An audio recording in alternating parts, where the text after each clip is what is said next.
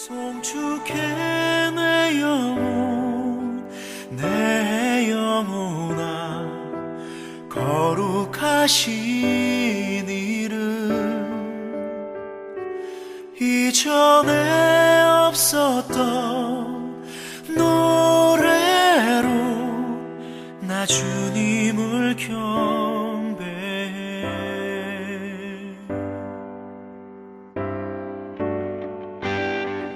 해가 뜨는 새 아침 밝았네. 이제 다시 주님 찬양. 무슨 일이나 어떤 일이 내게 놓여도 저녁이 올 때 나는 노래해.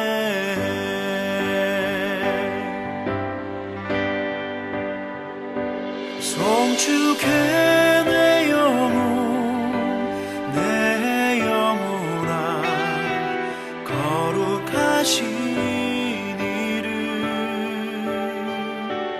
이전에 없었던. 주의 예배 함께 하신 우리 성도님들, 또 방송으로 함께 하신 우리 성도님들 사랑하고 축복합니다. 우리 앞에 좌우 계신 분들과 같이 이렇게 인사하시겠습니다. 당신은 못된 사람입니다. 당신은 못된 사람입니다. 당신은 못된 사람입니다. 당신은 못된 사람입니다. 할렐루야. 복이 있는 자 참 좋습니다. 저는 그 말을 참 좋아합니다. 제가 계속 이번 한 주간 이렇게 기도했던 것이, 주님 제가 복이 있는 사람이 되게 해주십시오. 우리 성도님들도 복이 있는 분들 되게 해주십시오. 아멘. 복이 있다라는 말은 내가 하나님께 붙들려 사는 삶이 되는 것이거든요. 다른 거 아니에요. 내가 잘 사는 게 복이, 뭐 사람들 눈에는 그렇게 볼 수 있지만 내가 하나님께 붙들려 사는 게 은혜예요. 복이고요. 내가 예수 믿어 구원의 은혜를 잃지 않는 게 복입니다. 그래서 시편 1편의 말씀을 제가 지난주에도 말씀드렸지만, 복이 있는 사람들은 악인의 길을 쫓지 않아요. 죄인의 길에 서지 않아요. 오만한 사람들의 자리에 앉지 않아요. 오히려 하나님의 말씀을 듣고 묵상하며 그 말씀을 기뻐하고 즐거워하고 그 말씀을 꿀송이보다 더 달게 먹는 그 사람이 복입니다. 그래서 하나님의 말씀을 봤는데 그 말씀이 내게 소망이 되고 힘이 되고 능력이 되는 거예요. 저는 그래서 요즘도 이렇게 계속 강조하잖아요. 시편 말씀, 또 하나님께서 힘주시는 말씀 괜히 있는 게 아니에요. 저는 그 말씀들을 보면서 성경의 인물들 제가 이제 하긴 하지만 우리가 사사기 인물들 보면서도 그런 마음이 드는 거예요. 이들이 참 어렵다. 그저 평범하게 살았던 인물인데, 또는 소외당했던 인물인데, 말 그대로 제가 요즘 삼손 한 6번째 했는데, 6일째 했는데, 삼손 보면서 진짜 막 나가는 인생이었는데, 그가 삼손이라는 것은요, 사사예요. 사사는 한 지파의 지도자예요. 특별히 유다와 단지파를 위해 세운 지도자였단 말이에요. 그런데 그의 인생이 나시린 구별된 삶을 살도록 하나님께서 택하셔서 부르셨음에도 불구하고, 그는 그의 삶을 보면요, 성경 전체부터 보면 야, 이렇게 막 나가면 되나 싶을 정도로 그는 술을 좋아했고 방탕하게 살았고 자기 마음 가는 대로 살았고 자기 뜻대로 살았어요. 심지어 그의 부모도 믿음 가운데 하나님의 말씀을 받았는데 삼손의 뜻을 꺾지 못했을 정도로. 그래서 제가 마지막에 제 금요일날 새벽 묵상 때 삼손의 이야기를 전하면서, 삼손이 두 눈 뽑히고 머리카락 잘리고 시간 지나서 진짜 이 블레셋 사람들의 누리객감으로 다곤 신전에서 불 나왔단 말이에요. 다곤 신전. 근데 그의 외침이 머리카락 자랐는지 어떻게 그도 모르잖아요. 두 눈 뽑혀서 내내 맷돌만 굴리고 있던 인생인데, 그 인생이 마지막에 어떻게 자신의 삶을 마감하느냐. 내가 이 블레셋 사람들과 같이 죽겠습니다. 하나님 마지막으로 내게 힘을 주십시오. 그리고 어떻게 하냐면 이 다곤 신전에 신을 섬기는 신전, 지붕에만 3,000명이 있을 정도로 엄청 많은 큰 신전이에요. 그런 신전, 그 10,000명이 넘었겠죠. 밑에도 있었을 테니까. 그런 신전의 주기둥을 자신이 끌어안고 무너뜨려서 함께 돌에까지 죽었어요. 여러분, 하나님을 섬기는 것이 그래서 참 중요합니다. 우리가 주와 같이 죽자라고 얘기했던 도마의 이야기처럼 주님을 따라 죽자라고. 근데 도마는 어떤 인생이 됐어요? 마지막에 도망갔어요. 심지어 제자들이 주님을 만나고 주님 만났다고 도마한테 이야기했을 때, 우리가 이제 요한복음 지금 묵상할 때지만 보게 될 때지만, 도마가 뭐라 그러면 내가 예수님의 십자가에 못자국에 손가락 넣어보기 전까지는, 그 창자국에 내 손을 넣어서 만져보기 전까지는 난 믿습니다. 여러분, 우리 인생이 그렇더라고요. 아무리 막 나가는 인생이라 할지라도요, 하나님 손에 붙들리면 그 인생이 복이 되는 줄 믿으시기 바랍니다. 아멘. 야, 저런 자식 막 나가간다. 이제 주님 끝났다. 야, 쟤 구원받기 두렵다. 나도 포기한다. 이러면 안 돼요. 우리 기독교계의 가장 귀한 변증가가 한 분 계신데, 그분이 누구냐면 성 어거스틴입니다. 그분은 말 그대로 30년 동안 막 나간 인생 살았던, 삼손과 비견해도 전혀 진짜 뒤떨어지지 않을 정도로. 그는 영적 탐구가 있었는데 그 영적 탐구가 잘못된 길을 갔어요. 조로아스터교도 믿었고요. 진짜 잘못돼서 성적 타락도 갔어요. 그의 어머니가 그를 위해 30년간 끊임없이 기도했어요. 근데 놀라운 건 돌아오고 나서 그는 기독교계의 가장 위대한 변증가가 됐다는 거예요. 교부가 됐다는 사실. 얼마나 하나님의 은혜는 놀라워. 부모된 여러분, 절대 포기하지 마세요. 아멘. 절대 멈추지 마세요. 아멘. 내 기도를 하나님이 들으신다는 것을 끝까지 믿으시기 바랍니다. 아멘. 저는 오늘 이 은혜로 선택받은 사람들에 대한 말씀을 준비하면서 그런 생각이 들었어요. 과연 나는 선택받아서 내가 어떻게 살고 있었는가를 좀 되돌아봅니다. 여러분, 혹시 영화 좋아하세요? 저는 영화 굉장히 좋아해요. 그 안에서 담겨진 메시지나, 옛날엔 그냥 흥미 위주로 좋아했는데 그 안에 담겨진 메시지나 그런 뜻들, 또 감독이 의도한 바나 배우들이 어떻게 연기했는가를 좀 살펴서 볼 때가 있어요. 그런데 특별히 영화 중에 종말에 관한 영화들이 있어요. 뭐 물로 지구를 휩쓴다든가, 뭐 혜성이 추락해서 떨어져서 지구가 멸망한다든가. 그런데 과거에는 몰랐겠죠. 혜성이 다가오는지 뭐 어떻게 알았겠어요. 지금 현대는 이제 우주 과학이라든가 이런 게 발전했으니까 혜성이 다가오는 것들을 망원경으로 보고 관측할 수가 있단 말이에요. 심지어 경로까지도 측정을 해요. 어떻게 지나갈 것이다. 근데 이러한 영화들을 이제 조금 더 과장되게 표현을 해서 지구에 떨어지게 되면 어떠한 사람들의 모습이 어떠할까? 첫 번째, 사람들은요 다양해요. 첫 번째, 살려고 애를 쓰는 사람들, 어떻게든지 생존하려고 하는 사람들. 두 번째, 삶을 포기해버린 사람들. 그냥 막 나가는 거예요. 마지막 내가 죽으니까 내가 해보고 싶은 거 해보고 살자, 죽자 라고 하는 사람들. 세 번째, 어떤 사람들이냐? 가족과 함께 하는 사람들. 제가 노잉이라는 영화를 봤는데 맨 끝에 노잉의 주인공이 교수예요. 교수인데 저는 맨 끝에 참 재밌었어요. 이런 교훈이 있구나. 이제 지구가 멸망을 하는데 가족한테 찾아가요. 찾아가는데 그 아버지가 누구냐? 목사님. 요즘 가족이 뭐 하냐면 마지막으로 주기도문을 고백하는, 하늘에 계신 우리 아버지. 보니까 주인공이 목사인 아버지에 대한 믿음이 없었어요. 또 아버지에 대한 미움이 굉장히 컸어요. 그래서 아버지를 찾아가지 않은 거예요. 자기가 독립한 이후로는 부모를 찾아가 보지 않았다라는 거예요. 그런데 그 중간 매개체인 한 사람이 있었어요. 누구냐? 여동생. 여동생이 부모님에 대한 소식도 전하고 오빠에 대한 소식도 뭐예요? 왔다 갔다 하며 전해드립니다. 전하면서 중간 매개체로서의 역할을 잘 하고 있었어요. 그러면서 여동생이 그래요. 오빠, 한번 부모님한테 좀 와. 기다리고 계시고.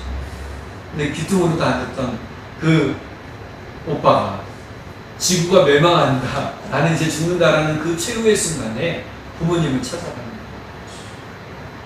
거예요. 여러분들은 어떨 것 같으세요? 내일 주님이 오신다, 지구가 멸망한다 그런다면 어떨 것 같아요? 근데 끝까지 즐겨보고 죽자. 아니다, 나 가족한테 갈래. 어떤 마음이겠어요? 저는 그래서 그 노인의 이야기가 참 가슴에 와닿았던 게, 내가 주님 품 안에 돌아갈 때 안식이 있겠구나라는 생각이 드는 거예요. 바울 사도가 오늘 본문의 전체 이제 1절부터 오늘 본문 36절까지는 사실 이스라엘 백성들에 관해서 이야기하면서 이스라엘 사람들이 심판받을 사람들이 아니다라는 거예요. 사실 1절에 보면 바울 사도가 이스라엘 백성들, 자기 동족을 향해, 자기 민족을 향한 마음이 어떻게 고백되고 있는지 잘 나와 있어요. 1절 보면, 그러므로 내가 말하노니 하나님이 자기 백성을 버리셨느냐? 그럴 수 없느니라. 나도 이스라엘이요 아브라함의 씨에서 난 자요 베냐민 지파.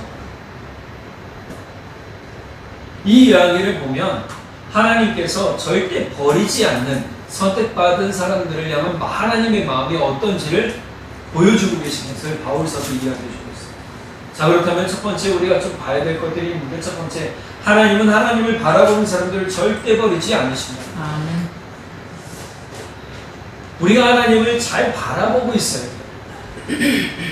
시선이 중요한 거예요. 내 시선이 지금 어디 있는가라는 것을 봐야 되는 거예요. 내 눈의 시선뿐만이 아니라 내 마음의 시선, 중심이 지금 어디에 있는가라는 거예요. 1절, 2절 같이 한번 읽어보겠습니다. 시작. 그러므로 내가 말하노니 하나님이 자기 백성을 버리셨느냐? 그럴 수 없느니라. 나도 이스라엘이니요 아브라함의 씨에서 난 자요 베냐민 지파라. 하나님이 그 미리 아신 자기 백성을 버리지 않으셨나니. 버리지 않으셨대요. 여기까지. 버리지 않으셨대요. 그런데 볼게요. 이스라엘 백성들을 지금 어떻게 얘기하냐면, 로마에 있는 흩어진 디아스포라 유대인들에게, 예수 믿는 유대인들에게 이야기하는 거예요. 이 편지는, 도마서가. 그러면 흩어진 유대인들에게 이야기할 때 지금 자기 민족들에 관한 이야기를 하잖아요. 이스라엘 백성들. 근데 알아야 될 건 뭐냐면, 이 로마에 흩어진 유대인들은요, 본토 이스라엘에 살지 않았던 사람들. 그러니까 우리 지금으로 얘기하면 미국에 이제 이민 갔어요. 이민 갔는데 거기에 1.5세는 어려서부터 간 사람이에요. 그럼 2세는 뭐예요? 거기에서 태어난 사람. 그럼 지금 이 편지를 쓰는 대상들은 그리스도인들인데, 유대인이라 하는데 로마에서 태어난 사람들이에요. 그러면 이들이 유대인 이스라엘 사람들에 대한 내가 이스라엘 사람이다라는 그건 깨닫겠지만, 내가 한국인이라고 한다면 미국에 사는 사람들은 늘 정체성에 대한 혼란이 있다고 해요. 난 한국인인가 미국인인가. 그럼 여기 마찬가지예요. 똑같아. 이들 향해서 이야기하는 거죠. 우리의 같은 민족인 이스라엘 본토 사람들은 하나님이 어떻게 해요? 버리지 않으셨다는 거예요. 우리가 믿음을 가지고 있으면서도 종종 가지는 낙담 중에 하나가 뭐냐면, 하나님이 내가 기도할 때 내 기도를 듣지 않으심으로 말미암아 내가 버림받았다는 느낌을 받을 때가 있어요. 여러분 그런 거 느끼셔요? 안 느끼시면 감사합니다. 근데 참 간혹 저는 솔직히 그럴 때가 있어요. 내 기도하는데 하나님 듣지 않으시는 것 같아요.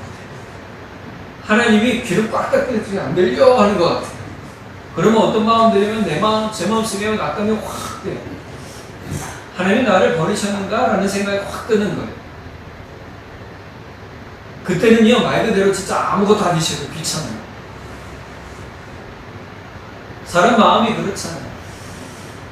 자, 그런데 오늘 말씀에 보니까 버림받은 것 같은 이스라엘조차도 하나님이 뭐예요? 버리지 않으셨다는 거예요. 지금 자기 자신을 누구라고 그래요? 아브라함의 씨요 베냐민 지파 중에 한 사람이라고 그러잖아요. 그 이야기는 나도 이스라엘 사람인데 하나님이 나 같은 이스라엘 사람 들어쓰셔서 이방인의 사도로 삼지 않으셨느냐. 그러니 나를 통해서 본다면 하나님은 이스라엘을 버리지 않을 것이다. 여러분 이 자리에 나오셔서 여러분이 구원받고 믿음 가운데 서신 이유가 뭔지 아세요? 여러분 버리지 않으시고 여러분 가정을 버리지 않으셨다라는 거예요. 아멘. 여러분 주변 사람들을 버리지 않으셨다라는 거예요. 할렐루야. 여러분 여기서 선택이란 말을 좀 잘 봐야 되는데요. 선택이라는 것은 따로 구별해서 놓다라는 거예요. 그것을 좀 어려운 말로 하면 택정. 택해서 정했다. 우리 옛날에 낙점받았다는 말 들었죠? 관리로 딱 세워지면 붓으로 먹으로 이렇게 딱 찍어가지고 이마에다 점 하나 찍는 걸 낙점이라고 해요. 그럼 관리로 이제 택함을 받는 거죠. 자, 그런데 택정이라는 건 택해서 정해받았는데 이게 구별의 한 방법이에요. 이걸 가지고 사람들은 어떻게 살았냐면 오만방자하게 살았어요. 특별히 누가 그랬느냐? 이스라엘 백성들이 그랬어요. 예수님 시대 또 봐요. 그들은요 오만방자해요. 사마리아 사람들을요 모처럼 취급했다고요? 개처럼 취급했다고 했죠. 사마리아 여인이 병든 자신의 딸을 데리고 올 때에 귀신 들린 자신의 딸을 데리고 오면서 자기 스스로를 낮춰 뭐라 그랬어요? 개가 식탁에서 떨어진 음식을 주워 먹을 수도 있습니다 라고 얘기했단 말이에요. 이스라엘 사람들이 보던 시각 그 자체로 자기 자신을 낮춰서 부모로서 자기 딸을 온전케 하기 위해 예수님에게 이야기한 어머니의 모습을 보세요. 버리지 않으셨다는 거예요. 하나님은 버리지 않으세요. 그런데 이 선택이라는 것은 누구만 구별하고 누구는 버리고 이게 아니라는 거예요. 선택이란 말을 잘 볼게요. 선택이란 구원이에요. 누구든지 예수 그리스도를 믿는 사람은 구원받는다는 사실을 기억하셔야 됩니다. 할렐루야. 아멘. 즉 믿는 사람이 택함받은 거예요. 믿었는데 구원 못 받았다? 아니, 믿는 누구든지 구원받아. 이게 성경의 말씀입니다. 그렇기 때문에 소외되지 않아요. 버려지지 않아요. 이사야서 41장 8절에서 10절에 보면 이스라엘 사람들 이제 진짜 노예로 끌려가고 버림받은 것 같은 소외되었던 하나님이 말 그대로 놓아버린 것 같은 더 이상 손대지 않고 구원할 거리가 없던 그런 사람들에게 희망의 말씀이 선포되어져 있는 게 41장의 말씀입니다. 그 중에 8절부터 10절까지는 5절부터 8절까지는 8절부터 10절까지는요 진짜 하나님께서 주시는 희망의 말씀이 있단 말이에요. 같이 한번 볼게요.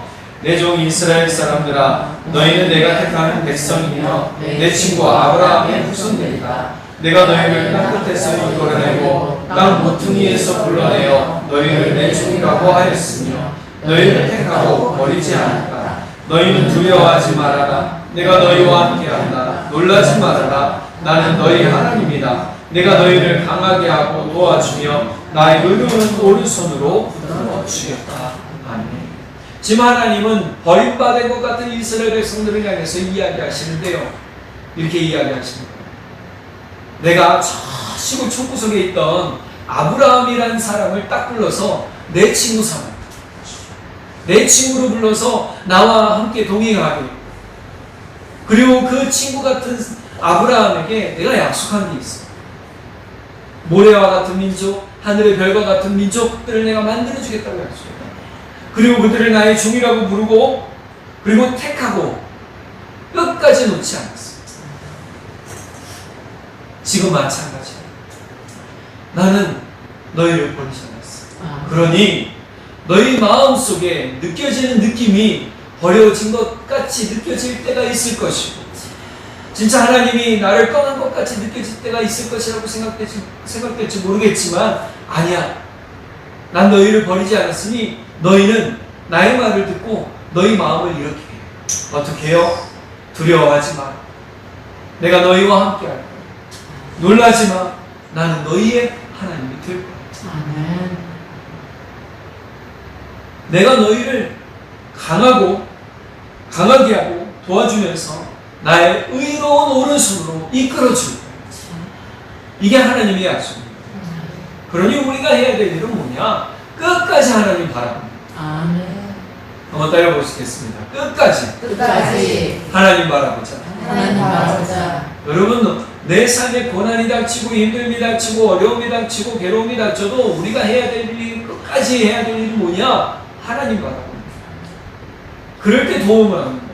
여호수아 볼까요? 여호수아 1장 5절에서 8절에 보면 하나님께서 여호수아 이제 요단강을 건너가서 딱 여리고성을 앞에 딱 놓고 마음이 불안하고 진짜 흔들리는 어떻게 할 바를 모르겠는 그러한 여호수아를 향해서 하나님이 이렇게 격려하세요. 같이 한번 읽어볼게요. 시작. 내 평생에 너를 능히 대적할 자가 없으니 내가 모세와 함께 있었던 것 같이 너와 함께 있을 것입니다. 내가 너를 떠나지 아니하며 버리지 아니하니 강하고 담대하라. 너는 내가 그들의 조상에게 맹세하여 그들에게 주리라 한 땅을 이 백성에게 차지하게 하리라.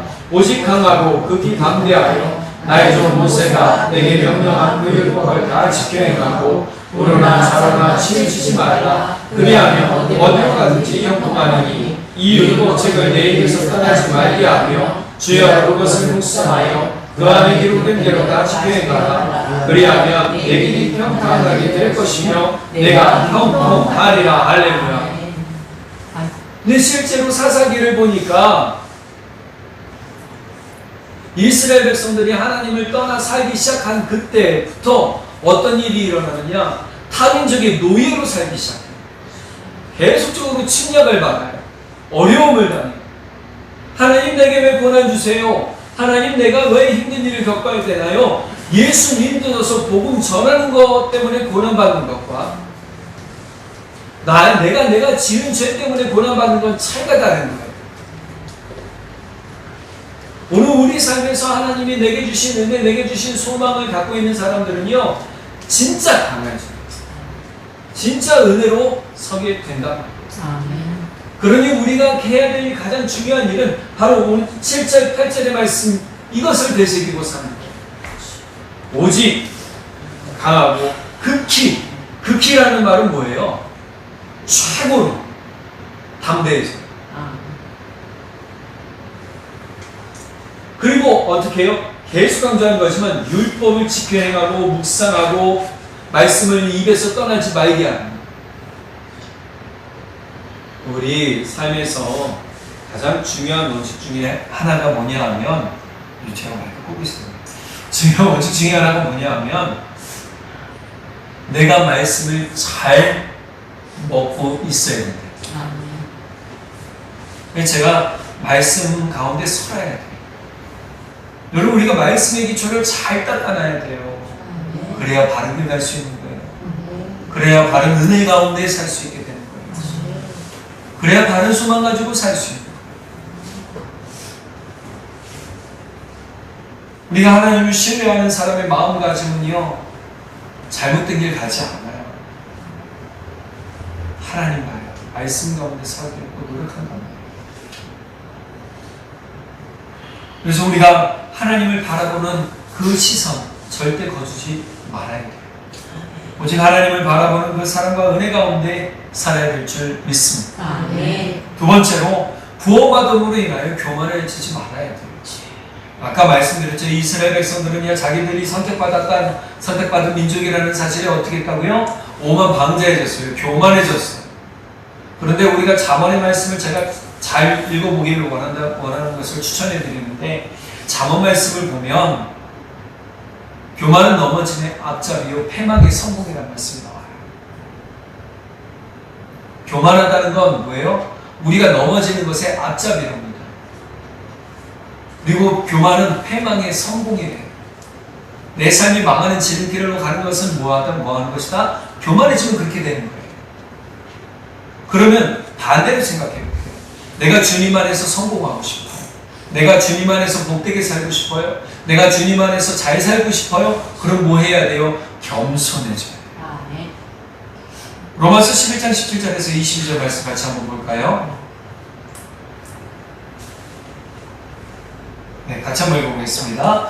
가지 얼마나 걷게었는데 돌 감람나무 위에 내가 그들 중에 접붙임이 되어 찬 감람나무 뿌리에 진액을 함께 받은 자가 되었은즉 그 가지들을 향하여 자랑하지 말라. 자랑할지라도 내가 뿌리를 보존할 것이 아니요 뿌리가 너를 보존하는 것입니다. 그러면 내 말이 가지들이 꺾인 것은 나로 접붙임을 받게 하려 함이라 하리니 옳도다.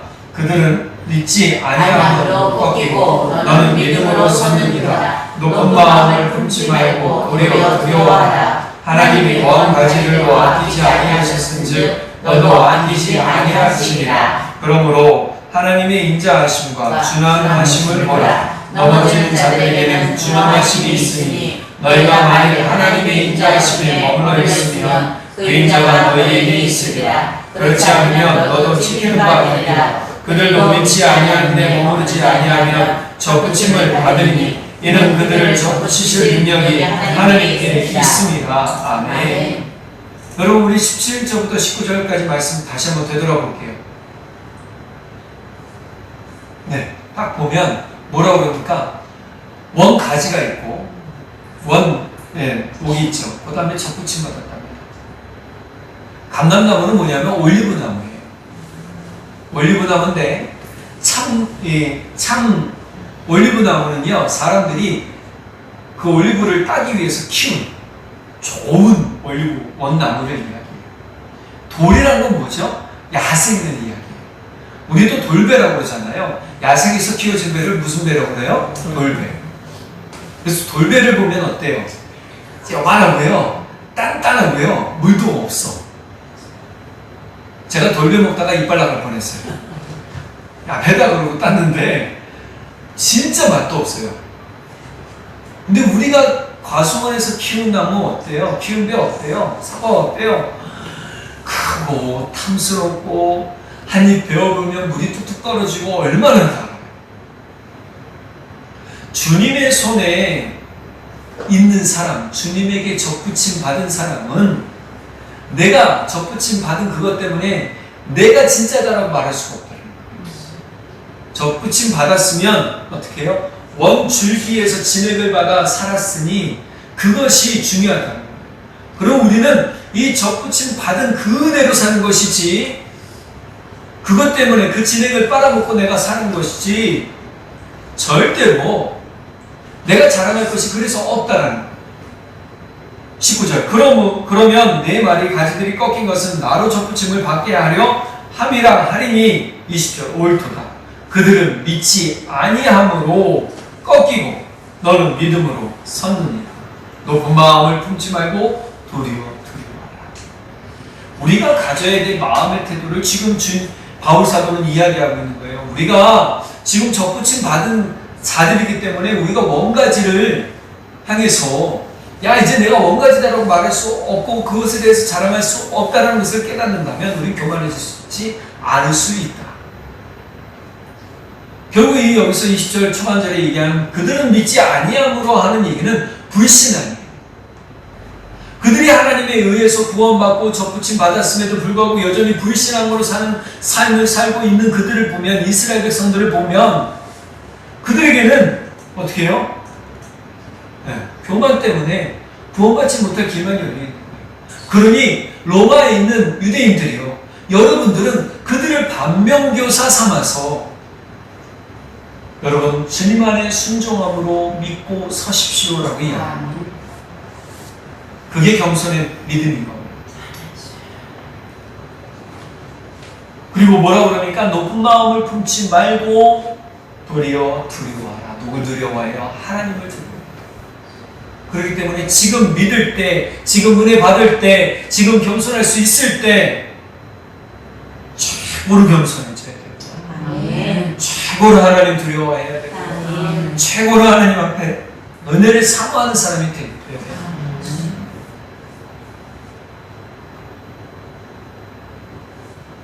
그때 주님 안에서 버려진 바가 아니라 도리어 주님 품 안에 머문 사람이 되어서 은혜 가운데 사는 사람이 된다는 사실을 기억하시기 바랍니다. 요한복음 15장 1절에서 11절에 보면 예수님께서 말씀하신 포도나무 비유가 나와요. 포도나무 비유가 나오는데 마이크 끌게요. 괜찮죠? 포도나무 비유가 나오는데 그 포도나무 비유를 딱 보면 참 오늘 말씀과 맞닿아 있어요. 앞에 돌 감람나무, 참 감람나무 나오죠. 근데 예수님은 나는 참 포도나무여 너희는 가지라 이렇게. 근데 너희가 내 안에 있으면, 여러분 이 말이 참 중요한데요. 우리 4절부터 5절 말씀 같이 한번 읽어볼게요. 시작. 내 안에 머물러 있어라. 그리하면 나도 너희 안에 머물러 있겠다. 가지가 포도나무에 붙어 있지 아니하면 스스로 열매를 맺을 수 없는 것과 같이 너희도 내 안에 머물러 있지 아니하면 열매를 맺을 수 없다. 나는 포도나무요 너희는 가지라. 사람이 내 안에 머물러 있고 내가 그 안에 머물러 있으며 그는 많은 열매를 맺는다. 너희는 나를 떠나서는 아무것도 할 수 없다. 아멘. 예수님께서 이렇게 말씀하세요. 너희가 내 안에 머물러 있다. 머무르다. 머물러라. 이 말씀을 무려 몇 번이고 하세요. 1절부터 11절 사이에 말씀이 무려 몇 번이 나오냐면 5번이 나와요. 머물러 있으라고 강조하는 거예요. 머물러 있어야 오늘 말씀 5절처럼 뭐해요? 열매 맺어요. 머물러 있어야 어떻게 해요? 구하는 대로 응답받아요. 머물러 있어야 어떻게 해요? 그 사람 때문에 하나님께서 영광 받으신대요. 머물러 있으면 하나님께서 기쁨을 받으시고 우리 삶에도 기쁨이 있게 된답니다. 할렐루야. 그러니 우리가 해야 될 일은 뭐냐? 구원 받음으로 인해서 교만해지지 않도록 우리는 주님 안에 끝까지 머물러 있어야 됩니다. 예수님을 떠나서는, 하나님을 떠나서는 우리는 아무것도 맺을 수가 없는 거예요. 사람의 눈으로 보기에 내가 뭔가 많이 해놓은 것 같죠? 시간 지나봐요. 그 평가를 누가 해요? 후손들이 하잖아요. 사람들이 하잖아요. 그 사람들이 뭐라고 평가해요? 열왕기를 보면 열왕기 역대기 있거든요. 그건 왕들의 이야기. 역대기는 역사서고요. 왕들을 중심으로 한 역사서고요. 열왕기는 왕들의 이야기. 우리 조선왕조실록과 같아요. 그런데 열왕기를 보면 누구 중심의 사관으로 이 열왕기가 쓰여지는 줄 아세요? 다윗 중심으로 쓰여져 있어요. 다윗을 중심으로, 다윗 기점이에요. 다윗을 기점으로 하나님을 믿는 왕은 선한 왕이 되고요. 하나님을 믿지 않고 떠난 왕은, 하나님을 떠난 왕은 악한 왕으로 해서. 그럼 볼게요. 이 기점이 중요한 거예요. 내가 하나님을 잘 붙들고 겸손히 주님 바라볼 때에 일어나는 은혜와 역사가 얼마나 중요하냐. 그것이 하나님 앞에 기쁨이 되고, 역사가들이 평가할 때 야, 저 사람 하나님 의지해서, 저 사람은 하나님 바라봐서 복되게 살았구나 라는 말이 나온답니다.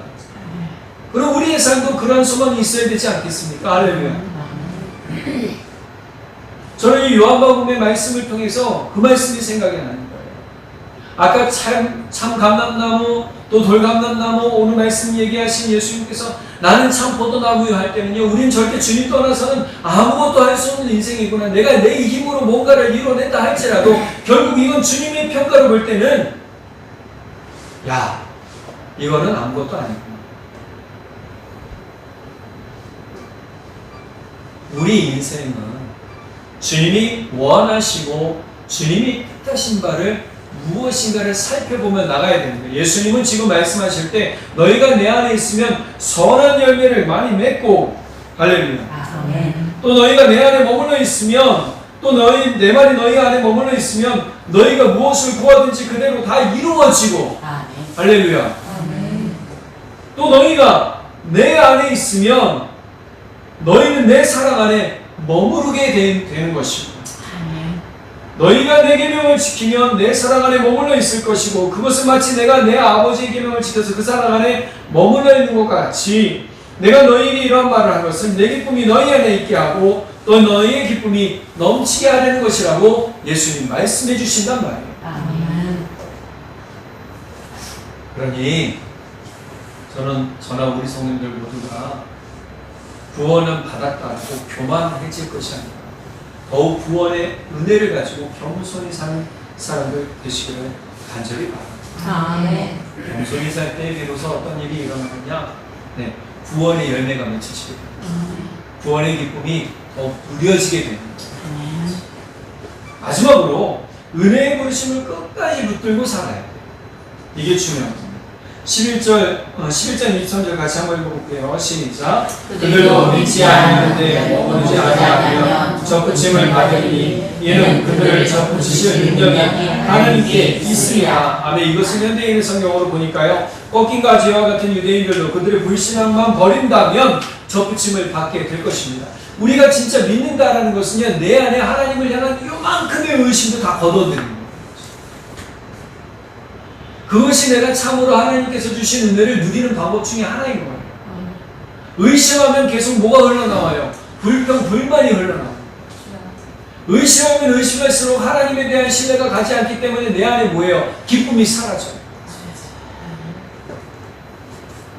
요만큼이라도 의심하는 그 불순종을 버릴 때에 우리는 참 은혜의 부르심과 그 은혜로 말미암은 평안과 기쁨을 누릴 수 있게 되는 거예요. 지금 그 얘기합니다.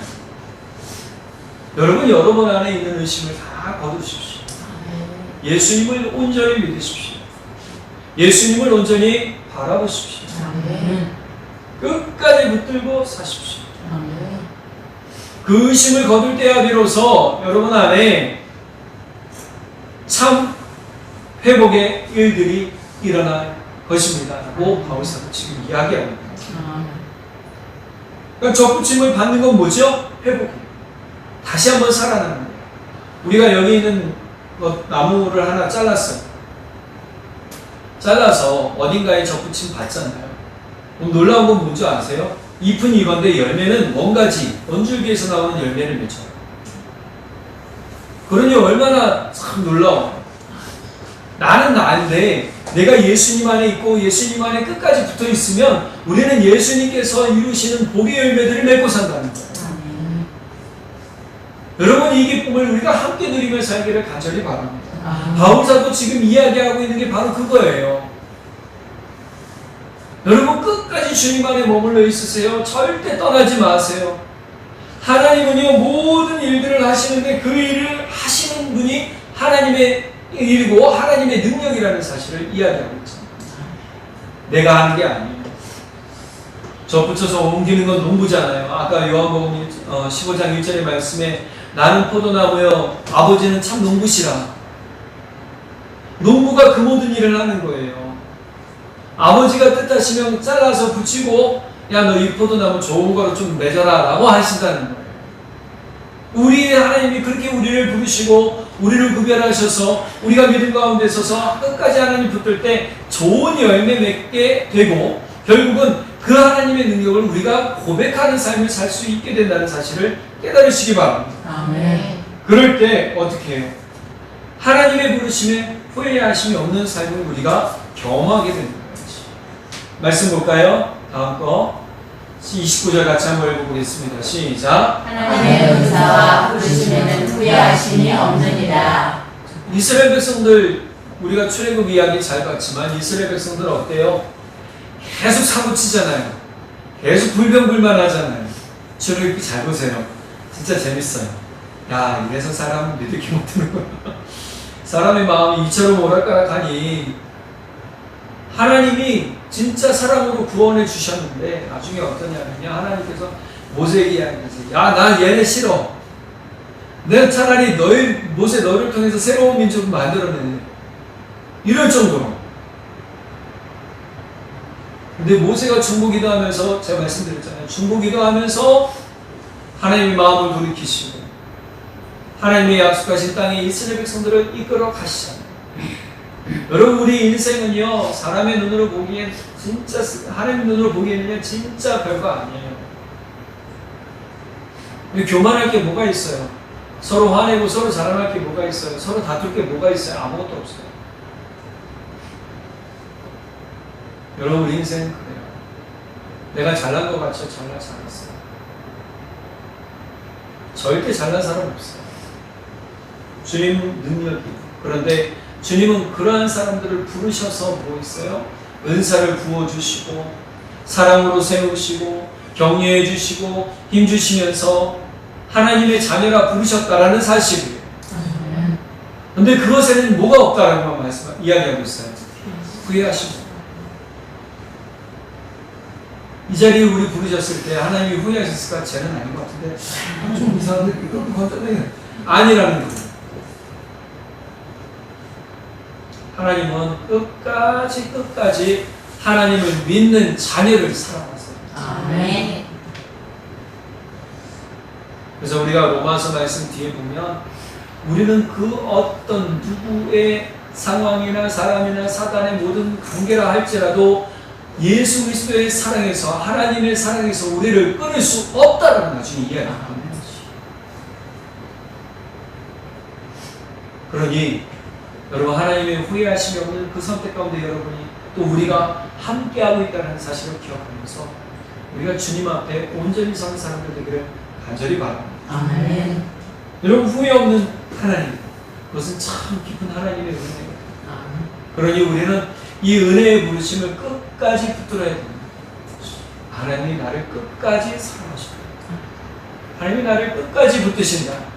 나도 끝까지 하나님 붙들겠다. 아멘. 이 은혜를 가지고 살기를 간절히 바랍니다.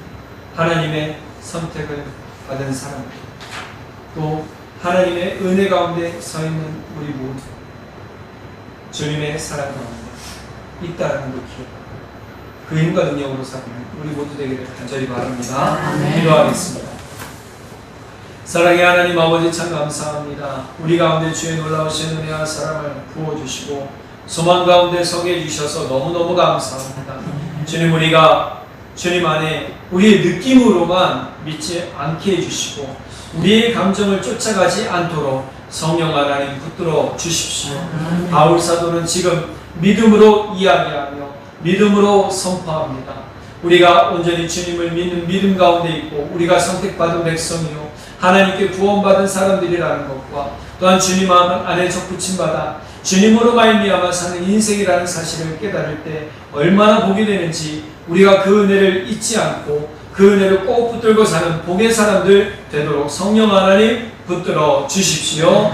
믿고 감사드리며 우리 주 예수 그리스도의 이름으로 기도드렸습니다. 아멘. 송축해 내 영혼아 거룩하신 이름 이전에 없었던 노래로 나 주님을 경배해.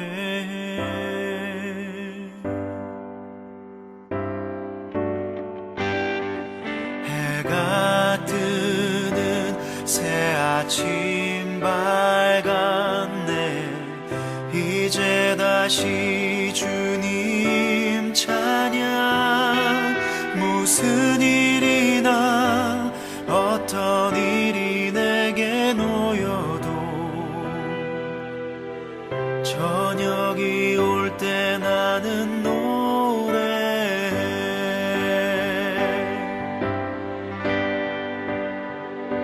송축해